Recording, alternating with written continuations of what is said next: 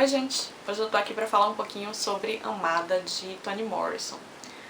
Toni Morrison é uma escritora norte-americana, ela é negra, ela é contemporânea e ela ganhou o Prêmio Nobel de Literatura em 1993. Amada é, sem dúvida, o livro mais famoso dela, mas ela escreveu diversos outros livros. Amada é considerado um dos melhores livros da ficção norte-americana. E eu consigo entender perfeitamente como isso aconteceu. Eu vou falar pouco sobre a história do livro em si, porque eu acho que é muito interessante descobrir essa história à medida que ela vai acontecendo. Inclusive, essa edição aqui da Companhia das Letras, ela é uma edição muito boa, mas ela tem um prefácio no iniciozinho que ela dá alguns spoilers da história. Eu li esse prefácio e eu confesso que eu preferia não ter conhecido tantos detalhes. Então fica a dica pra vocês, que se vocês quiserem mergulhar meio no desconhecido, vocês podem pular o prefácio. Então, contando a história bem superficialmente. A personagem principal dessa história é Seth. Ela é uma ex-escrava que conseguiu fugir de uma plantation norte-americana e ela foi morar numa casa junto com a sogra dela, que também é uma ex-escrava, que conseguiu ser libertada. Junto com Seth mora também Denver, que é a filha dela. E a gente vai descobrir também ao longo da história que Seth teve 2 outros filhos, homens, mais velhos, que acabaram indo seguir as suas próprias vidas, não moram mais na casa, e que existia uma filha mais nova que acabou falecendo. E em um certo momento da história começam a conviver nessa casa Seth, Denver, e a sogra de Seth, que é Baby Suggs. E a gente começa a ter algumas manifestações estranhas que, um tanto quanto fantasmagóricas, vamos dizer assim, que envolvem essa filha que teria falecido, que é justamente a amada do título. Isso não é spoiler, porque isso é bem básico da história mesmo. Existe também, vai entrar depois um outro personagem, que é Paul D, que ele também é um ex-escravo e trabalhou na plantation junto com Seth e junto com o marido de Seth, que na fuga desapareceu e a gente não sabe o paradeiro dele. Então esse é o cenário de Amada. Ele não é um livro sobrenatural. Algumas pessoas me perguntaram, é um livro sobrenatural? Ele não é um livro sobrenatural, porque isso vai depender muito da interpretação que você dá para o que está acontecendo na história. Por quê? Porque esse é um livro extremamente poético. A narrativa dele, muitas vezes, ela oscila entre a prosa e a poesia. Então é difícil saber até que ponto se pode interpretar o que está acontecendo aqui como literal. Uma característica desse livro, que talvez tenha feito ele tão famoso, é que a narrativa é construída de uma maneira muito única, muito peculiar. Eu nunca tinha lido nada parecido com o que Toni Morrison faz aqui nesse livro. Então o que ela faz? Ela dá diferentes focos narrativos. Então uma hora você tem a história contada pela perspectiva de Seth, outra hora você tem a história contada pela perspectiva de Denver, outra hora pela de Paul D, outra hora por Amada. Então você tem diferentes focos narrativos e o encadeamento das ideias e o encadeamento a linguagem, vamos dizer assim, ela varia de personagem para personagem. Então, às vezes ela adquire um tom mais onírico, meio de sonho mesmo, e às vezes ela adquire um tom mais realista. Mas uma coisa que Toni Morrison faz e faz muito bem é que a história, apesar dela ter uma certa linearidade, como você está sempre dentro da cabeça do personagem e a cabeça do personagem ela vai e ela volta no tempo, você às vezes fica meio perdido sobre o que está acontecendo. Então é literalmente como estar dentro da cabeça de uma pessoa. Você percebe os fatos a partir dos sentimentos do personagem. Então às vezes você fica meio perdido sobre o que aquele personagem está sentindo, sobre o que está acontecendo agora, é sobre algo que aconteceu no passado. E o que exatamente aconteceu e até que ponto o sentimento desse personagem influencia na percepção dele. Então é um caldeirão assim de tudo que você possa imaginar. Para o leitor, essa é uma leitura que é extremamente desafiadora. Esse livro é um livro que não é tão grande, ele tem 360 e poucas páginas, mas que eu demorei 20 dias para ler.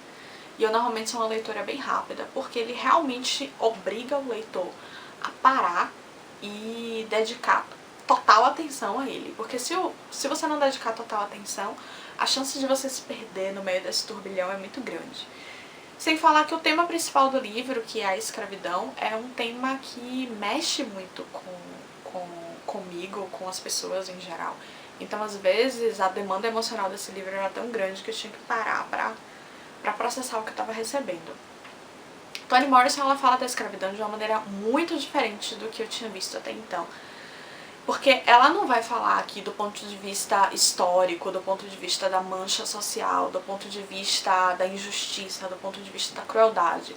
Apesar de que tudo isso está no livro, lógico, né? Mas ela vai falar muito mais sobre a questão da identidade. A questão de que quando essas pessoas elas se libertaram, elas tiveram também que redefinir as identidades delas. Então elas deixaram de ser objetos e elas passaram a ser seres. E isso na cabeça delas é muito confuso, porque se até então a vida delas funcionava a partir de ordens que elas recebiam e os dias delas se encadeavam um após o outro, apenas com a vontade de sobreviver, de repente eles se veem livres e donos da própria vida junto com a responsabilidade que isso determina. E sempre com o medo de que a liberdade que foi concedida pode ser também retirada. É como se aquela liberdade não fosse intrínseca, não derivasse do simples fato de eles serem humanos, mas como se fosse uma concessão dos brancos.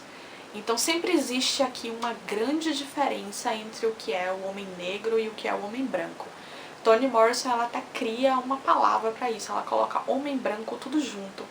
Porque é como se com isso ela quisesse dizer que o homem branco e o homem negro são de espécies diferentes.